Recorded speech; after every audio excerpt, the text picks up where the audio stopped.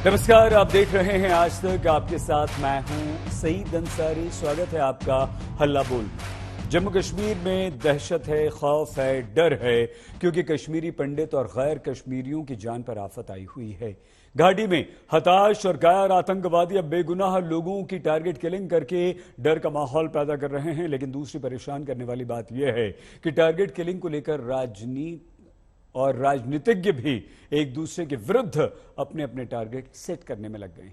दिल्ली के मुख्यमंत्री अरविंद केजरीवाल कश्मीरी पंडितों के समर्थन में प्रदर्शन कर रहे हैं, तो केंद्र सरकार को कटघरे में खड़ा करने से भी नहीं चूक रहे। लोकतंत्र में प्रश्न उठाना ठीक है, सही है, लेकिन इसकी आड़ में अपनी राजनीति चमकाना गलत। आज हल्ला बोल में बहस इन्हीं सवालों के इर्द गिर्द, लेकिन उससे पहले देखिए हमारी ये रिपोर्ट।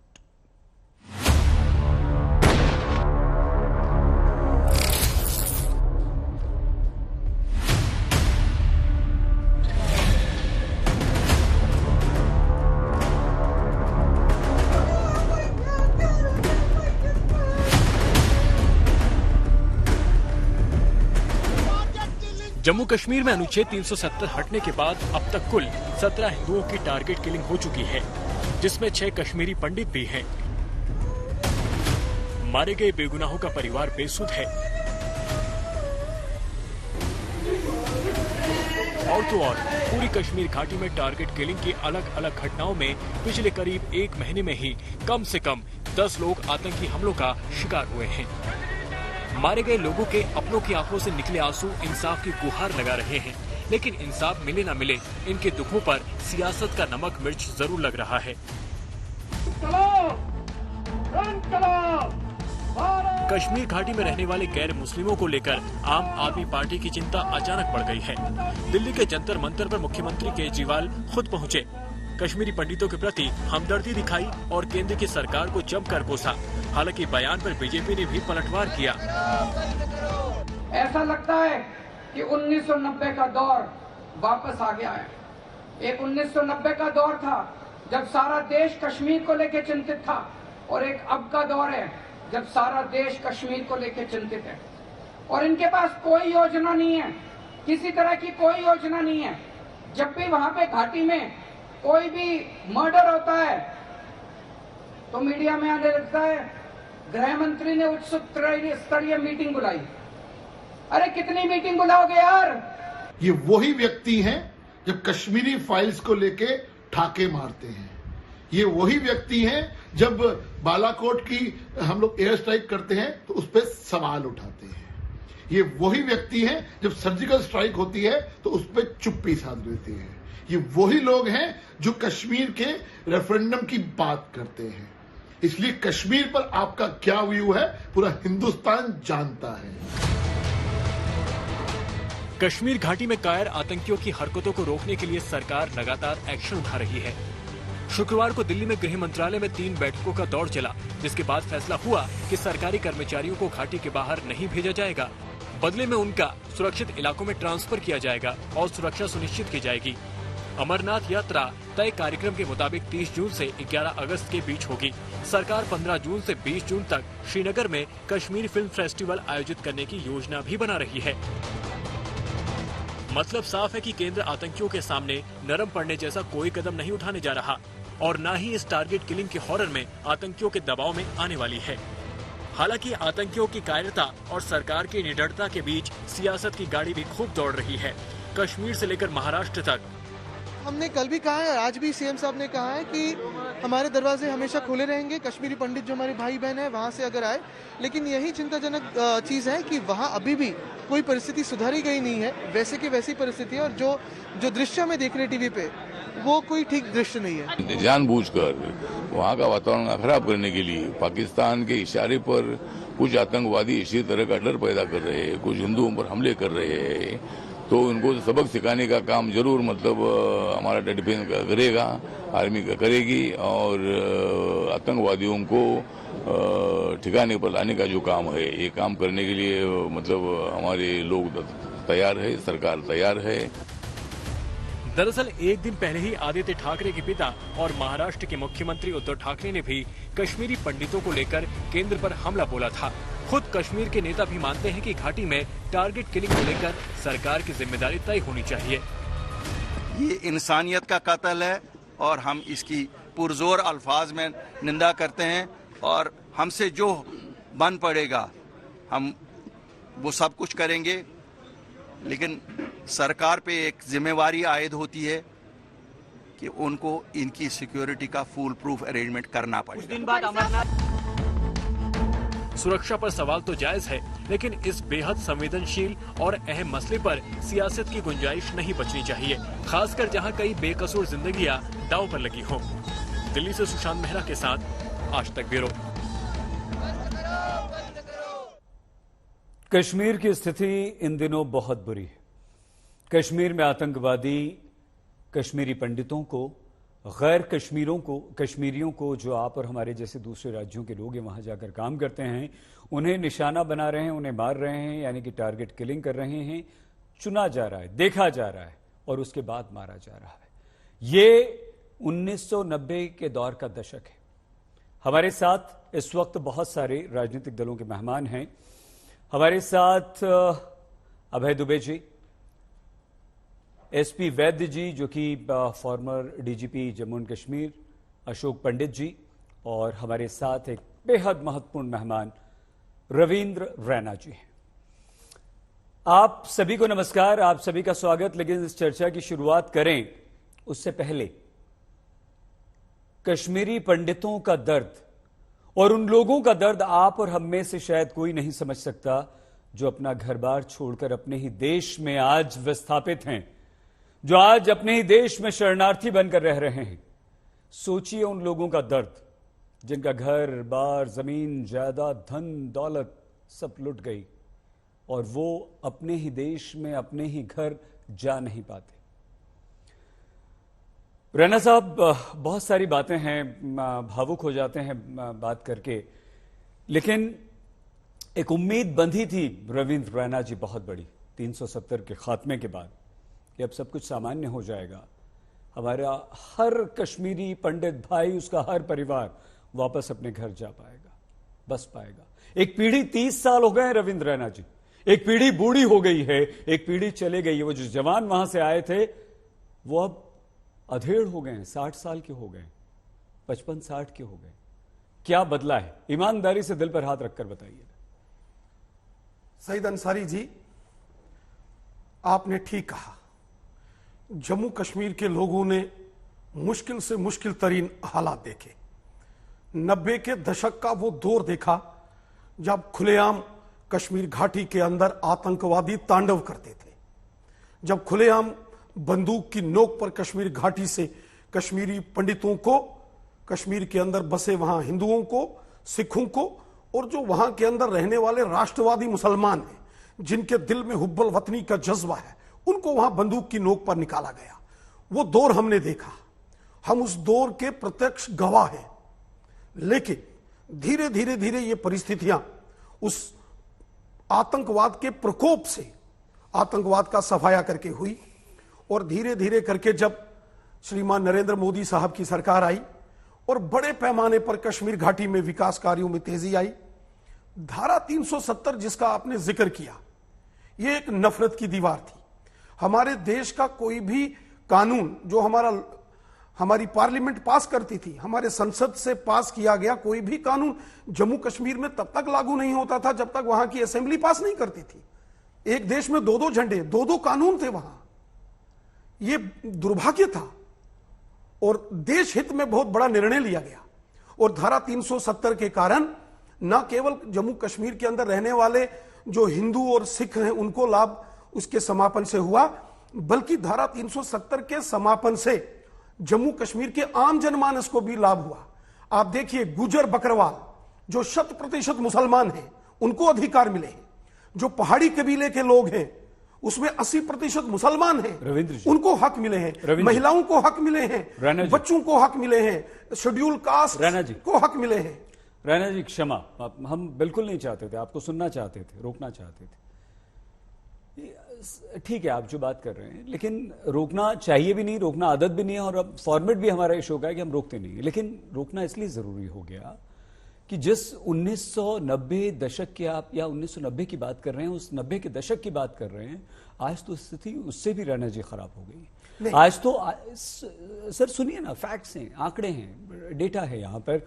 जो लोग वहां नौकरी करने गए हैं देश के दूसरे हिस्सों के, वो लोग भाग रहे हैं। प्रदर्शन आपकी सरकार के खिलाफ हो रहे हैं कि हमें ट्रांसफर कर दीजिए, हमें जम्मू भेज दीजिए, हमें कश्मीर में, हमें घाटी में नहीं रहना है। हम आपसे कुछ और पूछना चाह रहे हैं। हम ये जानना चाह रहे हैं कितने कश्मीरी पंडित ऐसे हैं जो अपने उन पुराने घरों को, जो 1990 में, जो जनवरी 1990 की रात छोड़कर आए थे, जो उसके बाद छोड़कर आए थे, जो वहां गए हैं, उनको घर वहां पर मिले हैं, उनको व्यापार वहां पर मिला है, उनको नौकरी वहां पर मिली है, कितने ऐसे हैं? और अगर नहीं मिला तो क्यों नहीं मिला? देखिए सईद अंसारी साहब, आप अच्छे से जानते हैं, कई वर्षों से आपने कश्मीर घाटी को बड़े नजदीक से देखा है। 1990 के दशक को आज की परिस्थितियों से आप कंपैरिजन नहीं करते हैं। एक जमाना था जब हुर्रियत कॉन्फ्रेंस के बंद कैलेंडर्स निकलते थे, एक जमाना था जब हड़तालों के कैलेंडर्स निकलते थे, पत्थरबाजी की घटनाएं होती थी, एक जमाना था जब सेना ऑपरेशन करती थी तो पत्थरबाज आके वहां पत्थरबाजी करते थे, आतंकवादियों को शेल्टर देते थे, आतंकवादी भागते थे। आज वो दौर खत्म हो गया है। जब बड़े पैमाने पर वहां विकास के कार्यों में तेजी लाई गई, जब मोदी साहब ने खुद एक साल में 6-6 बार जाके कश्मीर के अंदर बड़े बड़े प्रोजेक्टों को मंजूरी दी, तो दुश्मनों को खलबली हो गई। जब कश्मीर के अंदर वहां के रहने वाले हिंदू, मुसलमान, सिख, ईसाई सबके हाथ में तिरंगा झंडा आने लगा, तो पाकिस्तानियों को तकलीफ होना शुरू हो गई कि जिस कश्मीर के अंदर हम कभी कभी आतंकवाद का तांडव करते थे, वही लोग आज हिंदुस्तान जिंदाबाद और भारत माता की जय बोलते हैं। तो ये टारगेटेड किलिंग्स का उन्होंने एक षड्यंत्र वहां रचा है। ये दौर भी खत्म होगा।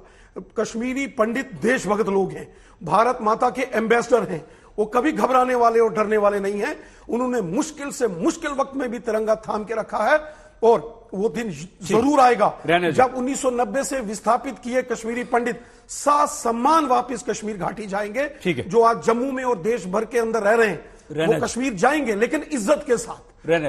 रैना जी बिल्कुल जो आप बात कह रहे हैं, हम भी यही आशा करते हैं, और सिर्फ आशा नहीं, हर देशवासी ये दुआ करता है, प्रार्थना करता है आज की हमारा हर कश्मीरी पंडित परिवार, हर कश्मीरी भाई जो वहां से निकल कर आया है, कश्मीरी पंडित, वो अपने घर वापस जाए। ये बहुत अच्छी बात है। लेकिन यही टीवी स्क्रीन पर कुछ प्रदर्शन की तस्वीरें चल रही, वो भी आप देखिए। हम दोबारा आपके पास आते हैं राणा जी, क्योंकि एक एक रिएक्शन ले लें, क्योंकि आज देखिए आप जम्मू कश्मीर का सबसे बड़ा चेहरा है, आप ही नजर आते हैं हर जगह, आप ही आवाज उठाते हैं। हम चाहेंगे कि अगर आज आप हैं यहां पर स्टूडियो में बैठे हैं, तो आज आप वहां की सच्चाई बताएं। आप रविंद्र रैना जी ये भी बताएं कि जो जम्मू में विस्थापितों की कॉलोनी है, जो शरणार्थी आकर बसे हुए हैं, वो तो जम्मू में ही है, आपके साथ, आप उनका ख्याल रखते हैं, वो क्यों कश्मीर अब नहीं गए इतने दिनों में? अभय दुबे जी, आपको लगता है कि एक बार फिर से कश्मीर में स्थिति बिगड़ रही है, और क्या आप ये मानते हैं अभय जी कि ये आतंक फैलाने वाले मुट्ठी भर आतंकवादी हैं? ऑपरेशन ऑल आउट हमारी सेना ने शुरू किया था, इनका सफाया कर दिया था, ये अगर फिर से सर उठा रहा है आतंकवाद, टारगेट किलिंग हो रही है, तो इसके लिए जिम्मेदार कौन?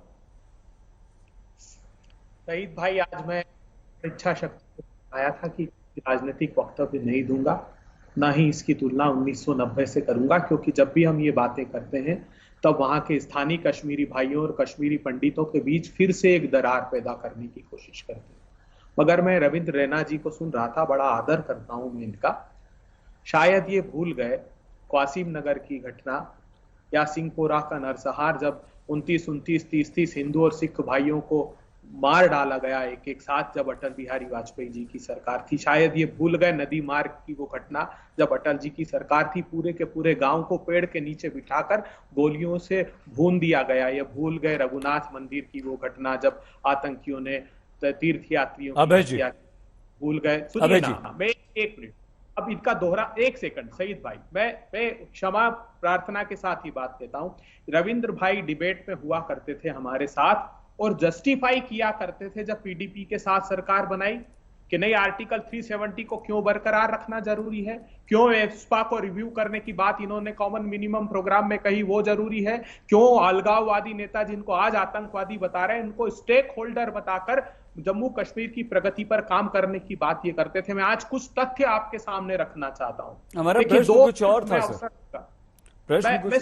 मैं दोनों एक अच्छा एक साथ में जोड़ देते हैं, फिर आपको नहीं रोकेंगे, फिर अपनी बात पूरी कर लीजिए जी। 30 साल हो गए ना, 30 साल से ज्यादा। आपने शायद सुना, हमने कहा था, हमारे पास शब्द कम पड़ जाते हैं अभय जी, जब हम कश्मीरी पंडितों को, हम नहीं देखते उन्हें एज ए कश्मीरी पंडित, हम तो भारतीय की तरह देखते हैं। हम तो ये सोचते हैं कि अगर आज अपने ही देश में, मुझे यहां से दिल्ली में मैं रह रहा हूं, दिल्ली से निकालकर कहीं भी मुझे विस्थापित की तरह शरणार्थी कैंप में रख दिया जाए तो मेरा क्या हाल होगा।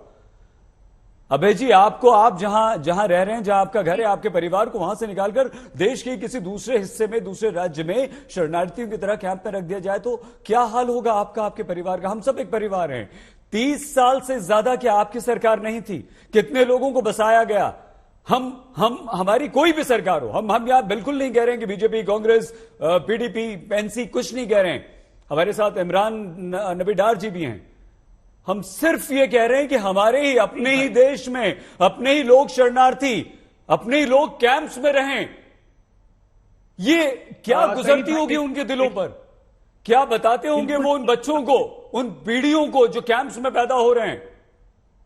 जब स्कूल में जाते होंगे बच्चे बोलते होंगे, मैं मध्य प्रदेश से हूं, मैं उत्तर प्रदेश से हूं, मैं राजस्थान से हूं, मैं बिहार से हूं, मैं भारत से हूं, वो क्या बोलते होंगे कि मैं तो शरणार्थी कैंप में पैदा हुआ, मेरे नाना नानी, मेरे दादा दादी, मेरे माता पिता कश्मीर के थे, लेकिन कश्मीर नहीं जा सकते अब कभी। हम जाते हैं हमारे नाना नानी के घर। आप जाते थे बचपन में अपने नाना नानी के घर। सर, प्रश्न ये है, 30 साल कब तक इंतजार करेंगे सर? सवाल बहुत जायज है आपका, और आज हम सबको मिलकर पूछना चाहिए देश के प्रधानमंत्री जी से। इसलिए कह रहा हूं कि हमको जब सरकार मिली तो विरासत में क्या मिला था जानते हैं आप? विरासत में मिला था 1024, 837, 556 एक साल में सिविलियंस की हत्या होती थी। वो विरासत में हमको अटल बिहारी वाजपेयी जी से सरकार मिली। और इतिहास गवाह है, उठा कर देख लीजिएगा 2013 में वैसे तो एक भी नागरिक की हत्या नहीं होना चाहिए, लेकिन वो आंकड़ा सिकुड़ कर 19 आ गया था, और डाउनटाउन के सिर्फ 4 थानों तक आतंकवाद सीमित रह गया था।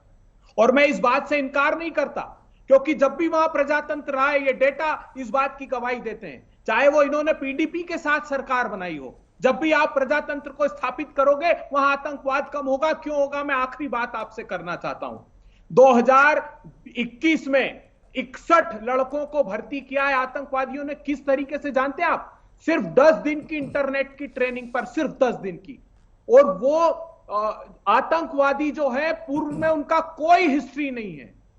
वो नए 10-10 दिन में आतंकवादी बनते हैं, उनको पिस्तौल थमा दी जाती है और उनको टारगेट दे दिया जाता है। वो रंजीता बाला की हत्या हो, अमरीन भट्ट की हो, रंजीत सिंह की हो, सुपिंदर कौर की हो, दीपक चंद की हो। 2022 में 51 भर्ती की, अभी मई के महीने में 12 भर्ती की। क्यों रिक्रूटमेंट हो रहा है आतंकवादियों का वहां जानते हैं आप? क्योंकि वहां प्रजातंत्र की बहाली नहीं की। अगर वहां प्रजातंत्र की बहाली की गई होती, 2021 में एक बार प्रधानमंत्री जी ने सभी दल के लोगों को बिठाकर बात की, कश्मीरी पंडितों को भी बुलाते। लेकिन सबसे संवाद आप अगर स्थापित करके वहां प्रजातंत्र को बहाल करोगे तो इतिहास साक्षी है, हम आतंकवाद पर नियंत्रण पालेंगे। पाकिस्तान फिर हस्तक्षेप नहीं कर सकता।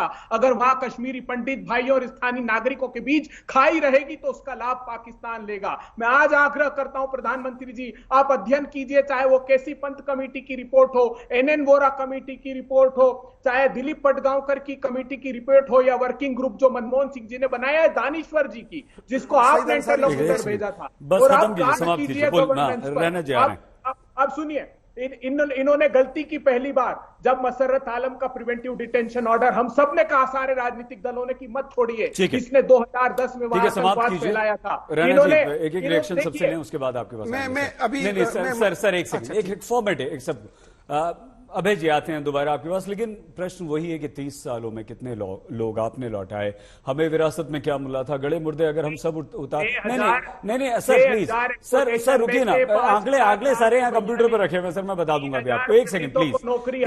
इमरान नबी डार जी, सबसे बड़ी जिम्मेदारी एक स्थानीय राजनीतिक दल और बड़े राजनीतिक दल होने के नाते, क्या आपको लगता है कि आपकी नहीं है? और आपकी तरफ से, आपकी पार्टी की तरफ से क्या प्रयास, क्या कोशिशें होती हैं कि कश्मीरी पंडितों को वापस बुलाया जाए, बसाया जाए, फिर से सब मिलजुल कर रहे हैं। और वो मुट्ठी भर सभी मानते हैं, रविंद्र रैना जी मानते हैं, अभय दुबे जी मानते हैं, आप मानते हैं, हमारे दोस्त यहां पर बैठे हुए हैं अशोक पंडित जी, वो सदा से ये कहते हैं कि आतंकवाद तो मुट्ठी भर है। वैद्य जी भी मानेंगे इस बात को। आतंकवादी जो हैं वो माजिद हैदरी जी भी कहते हैं कि कुछ लोग हैं, बस हर कश्मीरी नहीं है। तो क्यों आखिर डार साहब हम अपने लोगों को वापस नहीं बुला पाते, नहीं बसा पाते, मिलजुल कर रह पाते? आपकी सरकार की तरफ से अभी तक इन 30 सालों में, 32 सालों में क्या कोशिशें हुई? मुझे बस आप 30 सेकंड दे दीजिएगा, बीच में प्लीज इंटरफेयर नहीं करिएगा। मैं बहुत कम टाइम में बात करता हूं। देखिए, ये जो अभी पीएम पैकेज की बात हो रही है, ये तो हमारी सरकार में ही हुआ। जब उमर अब्दुल्ला साहब एज चीफ मिनिस्टर थे, तब जो डिमांड थी, एक एस्पेक्ट था कि इन जो कश्मीरी पंडित यहाँ से निकल गए थे, उनको वापस लाने का एक जो है प्लान बाजाब्ता बनाया गया। और उस प्लान में बाजाब्ता एक पैकेज, एम्प्लॉयमेंट पैकेज के तहत 3000 लोगों को यहाँ पे लाया गया और बाजाब्ता ट्रांजिट कैंप्स बनाए गए।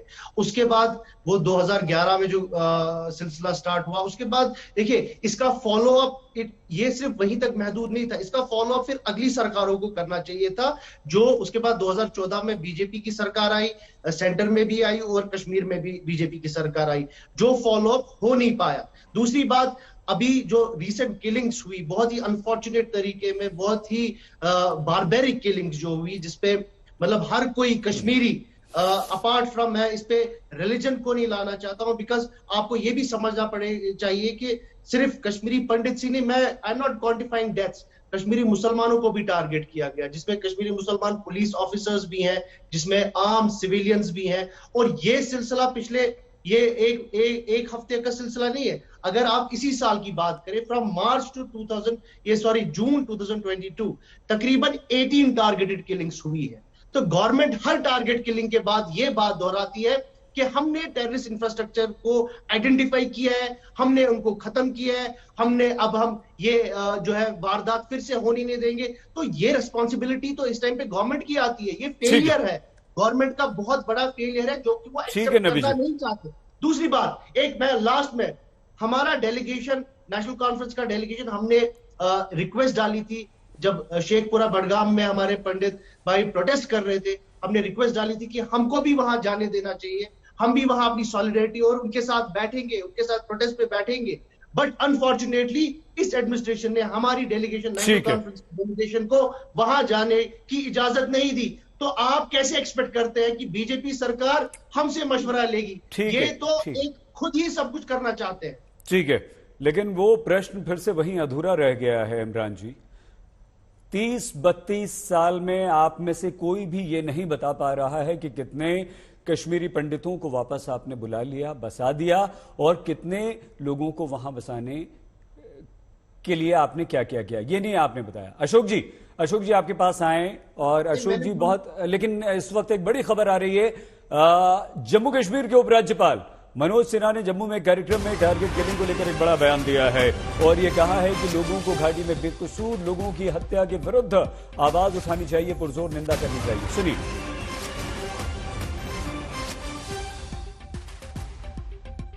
जब दिया बुझता है तो बुझते समय लौ तेज हो जाती है। ये डेस्परेशन में इस तरह के निर्दोष लोगों पर जो हमला हो रहा है, वो प्रेरित करना चाहते हैं सुरक्षा बलों को कि इनकी ओर से भी डेस्परेशन में कोई कार्रवाई की जाए। मैं भरोसा देना चाहता हूं जम्मू कश्मीर के लोगों को कि प्रशासन किसी निर्दोष व्यक्ति के खिलाफ कोई कार्रवाई नहीं करना चाहता, लेकिन ये भी हम कहना चाहते हैं कि आतंकवाद को जिस तरह से निर्दोष लोगों के लिए हथियार बनाया जा रहा है, प्रशासन और सिक्योरिटी फोर्सेस अपना काम मुस्तैदी से करेंगे। मैं यहाँ की आवाम से भी निवेदन करना चाहता हूँ कि ऐसे लोगों की जितनी निंदा की जाए मैं समझता हूँ कम है। इस काम को आप करिए, यह आपका राष्ट्रीय दायित्व है, और मैं समझता हूँ कि जम्मू कश्मीर में तभी शांति कायम की जा सकती है। उपराज्यपाल मनोज सिन्हा भी कहते हैं कि सभी को निंदा करनी चाहिए, सभी कर भी रहे हैं, लेकिन और पुरजोर ढंग से करना चाहिए।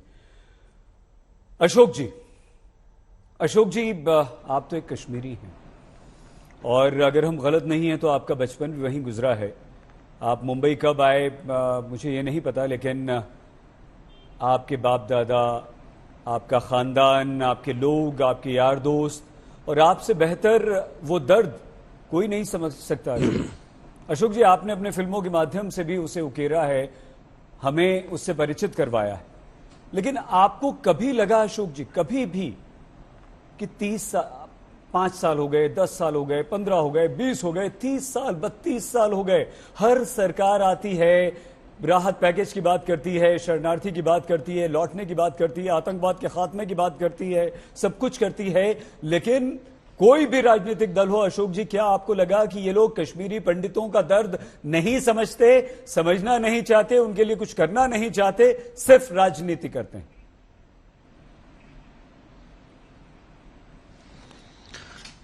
सैयद साहब नमस्कार। नमस्ते। आपने बहुत सही बात की। बात हकीकत यह है अंसारी साहब की पिछले 32 साल के पहले से हम एक टनल के अंदर हैं। एक टनल है कश्मीर में जिसको जवाहर टनल बोलते हैं, बानियाल टनल बोलते हैं। उस टनल के अंदर है और हमें दूर दूर से किरण नजर आती है, लेकिन हमने आज तक टनल क्रॉस नहीं किया। और उसका कारण बहुत ही स्पष्ट रूप से मैं कहना चाहता हूं, सारी की सारी पॉलिटिकल पार्टीज रिस्पॉन्सिबल हैं मेरे निर्वासन के लिए, मेरे जेनोसाइड के लिए और मेरी एथनिक क्लीनिजिंग के लिए। एक भी पार्टी नहीं है जो रिस्पॉन्सिबल नहीं है। कैसे, क्यों, यह बहुत लंबा सबक है, लंबा डिस्कशन है, वो उसमें मैं जाऊंगा नहीं। हम शुरू करते हैं 1986 से सैयद साहब जी।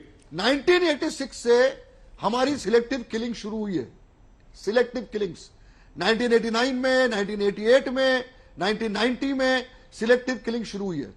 मंजर वही है जो आज का मंजर है सैयद साहब जी। ठीक इसी तरीके से दफ्तरों में घुस के, घरों में घुस के, सड़कों पे गोली दागकर कश्मीरी पंडितों की निर्मम हत्या हुई है।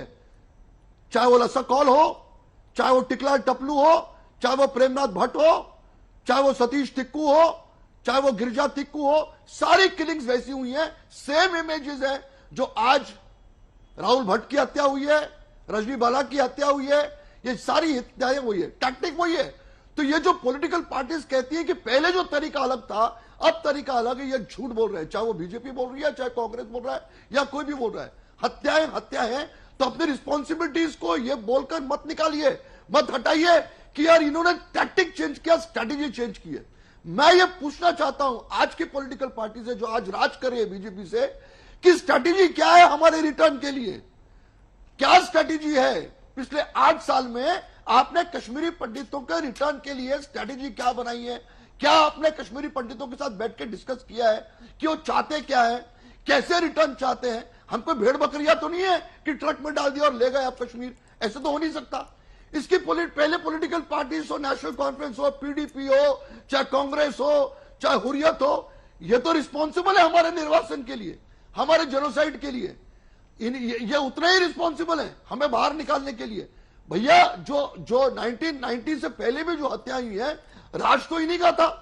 और जो मसरत अलम के लिए या किसी भी बुरहान वानी के लिए उनके जनाजे में जब लाखों लोग आ सकते हैं, तो राहुल भट्ट, लसा कौल, प्रेमनाथ भट्ट की जनाजे में, उनके अंतिम यात्रा में लोग नीचे उतर के कंडेम क्यों नहीं करते?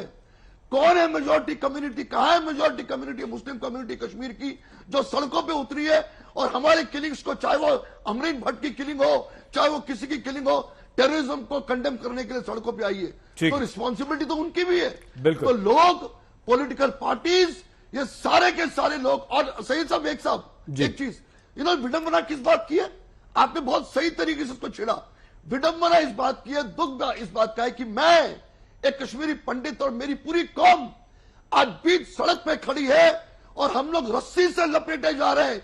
एक पॉलिटिकल पार्टी का रस्सा है, एक ब्यूरोक्रेट्स का रस्सा है, एक लिबरल्स का रस्सा है, एक टुकड़े टुकड़े गांव का रस्सा है, और हम लोग घुटते जा रहे हैं। हमारी लाशों पे वोट बटोरे जा रहे हैं, जैसे आज अरविंद केजरीवाल बटोर रहा था। असेंबली में तो हमारा मजाक उड़ाता है, दांत दिखाता है, राक्षस की तरह हंसता है, और आज उसको हमारा दर्द नजर आया। 32 साल से कहा है अरविंद केजरीवाल, क्या किया इसने? आज तक किसी कैंप में गया है? आज तक किसी कश्मीरी पंडित की सुन ली है? शर्म आनी चाहिए ऐसे नेताओं को सैयद साहब, जो अशोक जी, हमारे दुख दर्द पे हमारा अशोक जी, मजाक अशोक उड़ाते जी, हैं और अशोक हमारे जी, नाम पर हमारी लाशों पे वोट बटोरते हैं। अशोक जी, जो आप आवेश में आ जाते हैं, गुस्सा हो जाते हैं, हम समझते हैं ये तकलीफ है, ये दर्द है, और हमें ये लगता है अशोक जी कि ये हर कश्मीरी पंडित का है, वो बेचारा नहीं व्यक्त कर पाता।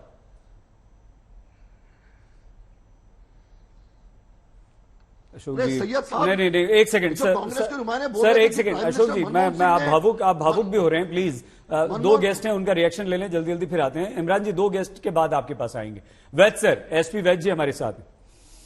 वैद सर, एक आम हिंदुस्तानी होने के नाते हम अपने जितने यार दोस्तों से बात करते हैं, ऑफिस में हम लोग चर्चा करते हैं, घर परिवार में, फैमिली फंक्शंस में, गैदरिंग्स में जब बात करते हैं, सर इतना बड़ा देश, दुनिया की 5 सबसे शक्तिशाली सेनाओं में से एक हमारी सेना, हम किसी भी चीज में वैद सर पीछे नहीं हैं।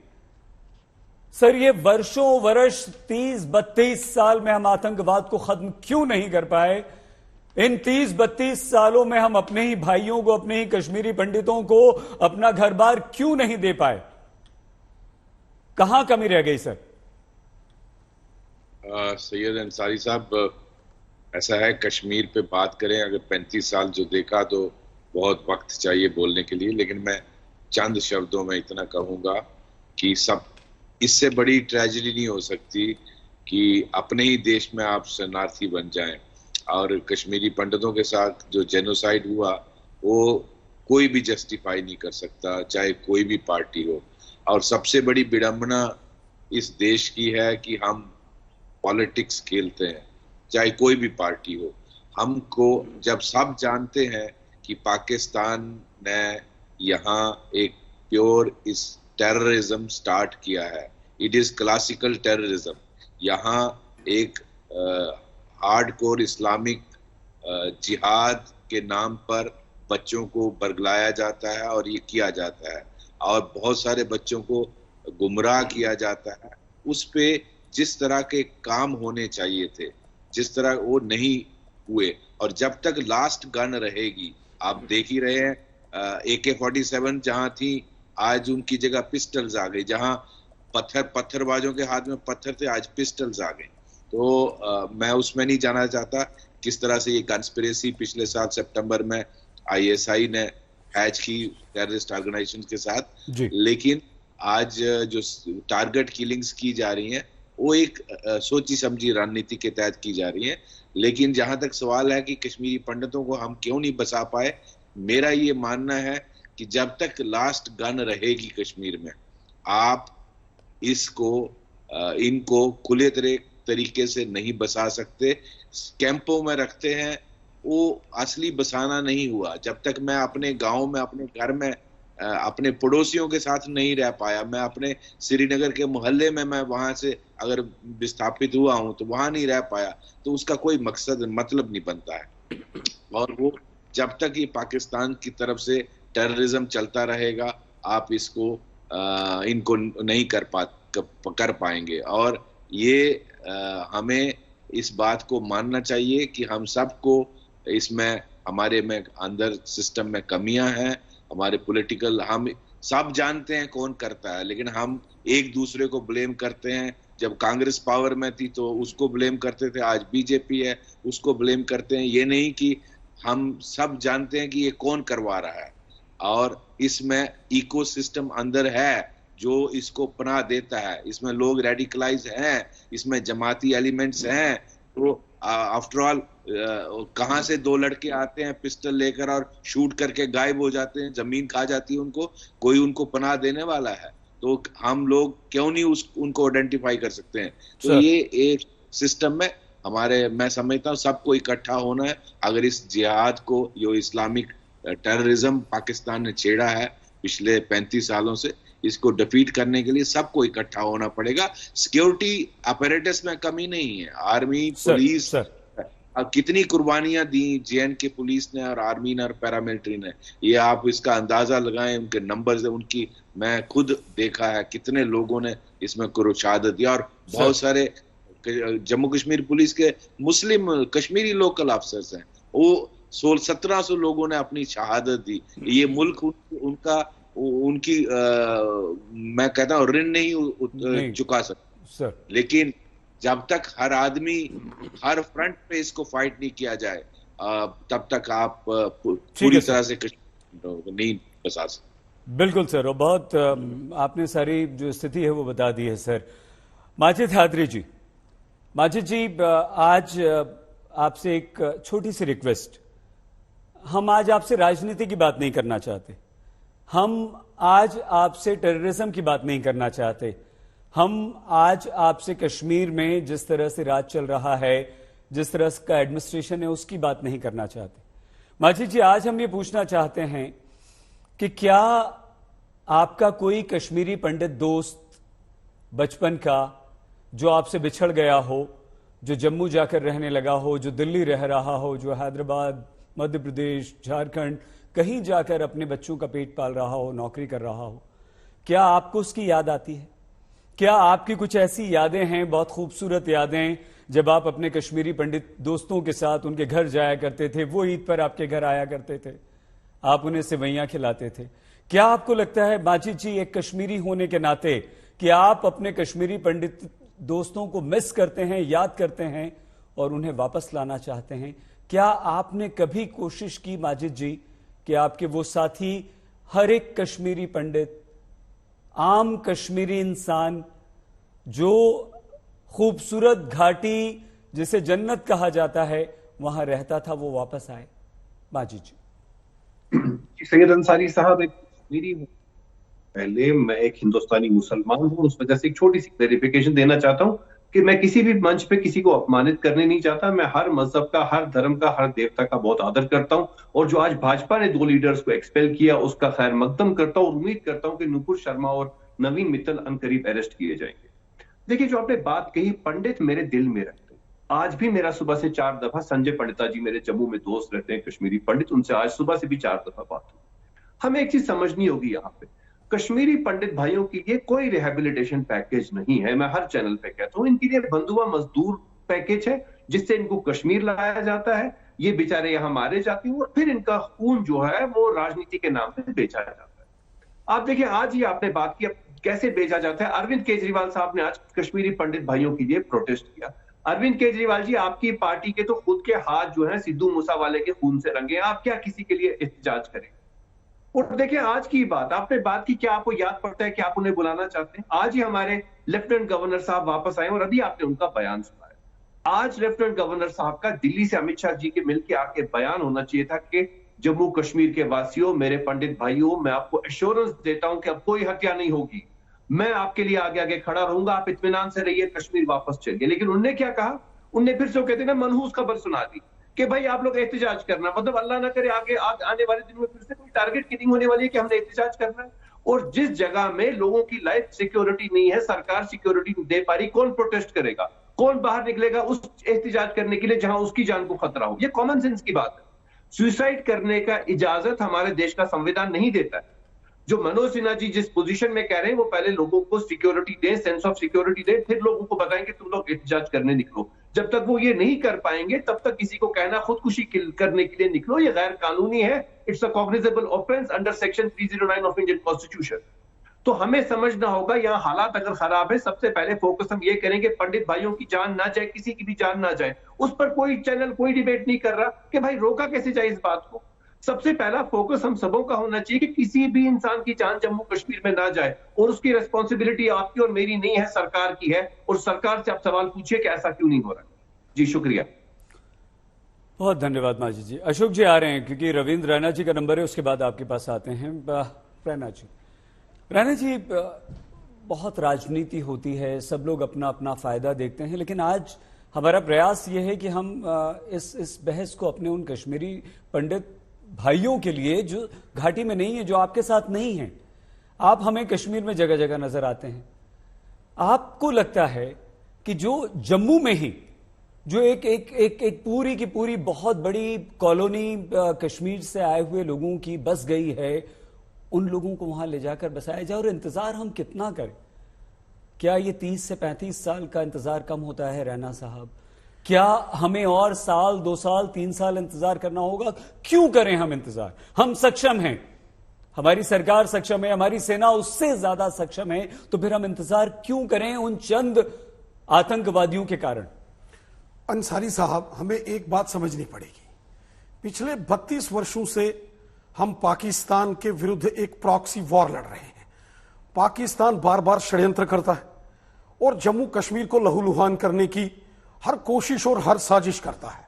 पाकिस्तान की हर साजिश को हमने हर बार विफल किया है। पाकिस्तान को हमसे थपेड़े खाने पड़े हैं, पाकिस्तान का भारी नुकसान हुआ है। जम्मू कश्मीर के अंदर जो लोग हैं, यहां मेरे दोस्त अभय दुबे जी कह रहे थे कि हिंदू और मुसलमानों का उन्होंने जिक्र किया कि उनमें आपस में गैप है, कम्युनिकेशन गैप है, दूरियां हैं। ऐसा नहीं है। जम्मू कश्मीर के अंदर जो आतंकवाद है या जम्मू कश्मीर के अंदर जो हालात है वहां पिछले 32 सालों के, अगर आप उसको ध्यान से देखोगे तो जम्मू कश्मीर कोई हिंदू और मुसलमान के बीच की लड़ाई नहीं है। जम्मू और कश्मीर के अंदर जो जंग है वो देशभगत लोगों, हुब्बल वतनी का जज्बा रखने वाले वतन परस्त लोगों की और वतन के दुश्मन लोगों के बीच की लड़ाई है। और कश्मीर के अंदर रहने वाले अधिकांश जो मुसलमान हैं वो हिंदुस्तानी हैं, वो दिल से हिंदुस्तान से प्यार करते हैं। 1947 में जब पाकिस्तान ने जम्मू कश्मीर पर हमला किया, जब महाराजा हरि सिंह बहादुर ने जम्मू कश्मीर का विलय भारत में किया, तो पाकिस्तान की फौज ने हमला किया और आज भी पीओजेके का जो हिस्सा उनके पास गैर कानूनी तरीके से कब्जा किया है। उस वक्त भी बारामूला के अंदर मोहम्मद मकबूल शेरवानी साहब जैसा एक नौजवान खड़ा हो गया जिसने हाथ में तिरंगा झंडा उठाया और पाकिस्तानियों को कहा कि पाकिस्तानी खबरदार, हम कश्मीरी, हम हिंदुस्तानी हैं तैयार। ये जो जम्मू कश्मीर के अंदर पाकिस्तान के विरुद्ध एक जो उसके वार के खिलाफ, प्रॉक्सी वार के खिलाफ हम सबको मिलकर लड़ना होगा और हम लड़ रहे हैं। हमारे वीरों ने अपने अदम्य साहस, शौर्य और पराक्रम के दम पर लोगों की हिफाजत की है। दूसरी बात सईद अंसारी साहब, जी, जिस प्रकार पिछले 8 वर्षों में कश्मीर घाटी के अंदर और जम्मू रीजन में मोदी साहब की सरकार ने डेवलपमेंट के काम किए, बड़े बड़े मेडिकल कॉलेज, 2-2 एम्स, गांव गांव में सड़कें, स्कूल, हॉस्पिटल, बिजली, पानी, हाईवेज, एक्सप्रेस हाईवेज, कुपवाड़ा तक रेलवेज, टनल्स बनाए हैं। मोदी सरकार की सारी योजनाएं आज जम्मू कश्मीर के अंदर लागू हो रही हैं। उसका लाभ जम्मू कश्मीर की जनता को हो रहा है और इसका परिणाम यह है कि जम्मू कश्मीर का बच्चा बच्चा अपने हाथ में तिरंगा झंडा लेकर भारत माता की जय जयकार कर रहा है। इससे पाकिस्तानियों को तकलीफ हो रही है, इससे देश दुश्मन ताकतों को तकलीफ हो रही है और वो इस प्रकार की टारगेटेड किलिंग्स कर रहे हैं। मैं आपके चैनल के माध्यम से, आज तक के माध्यम से ये विश्वास दिलाता हूं, ये दौर भी खत्म होगा। जमीन के पाताल से भी निकाल कर इन देश दुश्मनों को ठिकाने लगाएंगे और अमन, भाईचारा, प्यार को कश्मीर में मजबूत करेंगे। रैना जी, बिल्कुल है, सब जानते हैं, सर्वविदित है कि ये पाकिस्तान ही है जो हमारे देश को अस्थिर करने की साजिशें रचता है। ये पाकिस्तान ही है जो आतंकवाद को भेजता है, ये पाकिस्तान ही है जो घुसपैठियों को भेजता है। लेकिन यह भी सच्चाई, आंकड़ा मेरे सामने यहां पर है कि हम $2 अरब, 14,000 करोड़ रुपए का व्यापार पाकिस्तान से करते हैं। 138 चीजें, वस्तुएं हमारे देश की जो हम पाकिस्तान को भेजते हैं, बंद कर दीजिए। हम नुकसान सह लेंगे भारतीय, नहीं चाहिए हमें फायदा, हमें नहीं चाहिए फायदा। क्रॉस एलओसी ट्रेड जो होता था, जिसके तहत हवाला का पैसा आता था, नार्कोटिक ड्रग्स आते थे, वो सब मोदी सरकार ने बंद किया। बिल्कुल बंद हुआ है। लेकिन देश के एक आम नागरिक को तकलीफ होती है कि वो पाकिस्तान जो हमारे देश के टुकड़े करना चाहता है, अस्थिरता फैलाता है, साजिश करता है, उसके साथ हम सब तरह के संबंध रखते हैं, नहीं रखना चाहिए। अशोक पंडित जी, स्ट्राइक हो गई, अशोक पंडित जी, पुलवामा हुआ तो हमला कर दीजिए, अटैक कर दीजिए, पाकिस्तान को सबक सिखा दीजिए एक बार बहुत अच्छी तरह से। अशोक पंडित जी, कोई राजनीति की बात नहीं, आप बताइए कि एक आम कश्मीरी पंडित आज 30-32 साल बाद, 370 हटने के बाद भी क्या महसूस करता है? क्या वो चाहता है कि जाए और सुरक्षित महसूस करता है जाने को कश्मीर में, घाटी में? सईद साहब, 32 साल के बाद कश्मीरी पंडित उसी तरह से हताश है, डरा हुआ है, निर्भीत है और बिल्कुल भय में जी रहा है। मैं रविंद्र रैना साहब की बातों सुनकर बड़ा अचंभा लगता है कि मैं सोचता हूं किस इल्यूजन में ये लोग, किस दुनिया में जीते हैं लोग। ये बात भाईचारे की बात कर रहे हैं कश्मीर में, तो मैं इनको आज आपके चैनल के द्वारा बहुत ही ईमानदारी से कहना चाहता हूं, with due respect, Ravindra Raina साहब, अगर कश्मीरी हिंदू को मारा गया है या कश्मीरी हिंदुओं का पलायन हुआ है या उसका जेनोसाइड हुआ है तो वो इसीलिए हुआ है कि वो कश्मीरी हिंदू था, वो हिंदू था इसलिए वो मारा गया है। ये बात अपने दिमाग में डाल दीजिए। इस बात माजिद जी जवाब देना चाह रहे हैं, तो रैना जी भी जवाब देना चाह रहे हैं, लेकिन समय कम है, आपको रोकना पड़ रहा है। अभय दुबे जी, इमरान नबी जी, एसपी वैद्य जी, अशोक जी, माजिद हैदरी जी और रविंद्र रैना जी साहब को भी मारा गया है। बहुत बहुत धन्यवाद। आप सभी का समय की बहुत कमी है, बहुत धन्यवाद आप सभी का। कश्मीर में आतंकवादी अब टारगेट किलिंग करने लगे हैं। वो कश्मीरी पंडितों को निशाना बना रहे हैं। आतंकवादी उन लोगों को जो बाहर से नौकरी करने कश्मीर में गए हैं, उन लोगों को निशाना बना रहे हैं ताकि डर और खौफ का माहौल पैदा कर सकें। देखते रहिए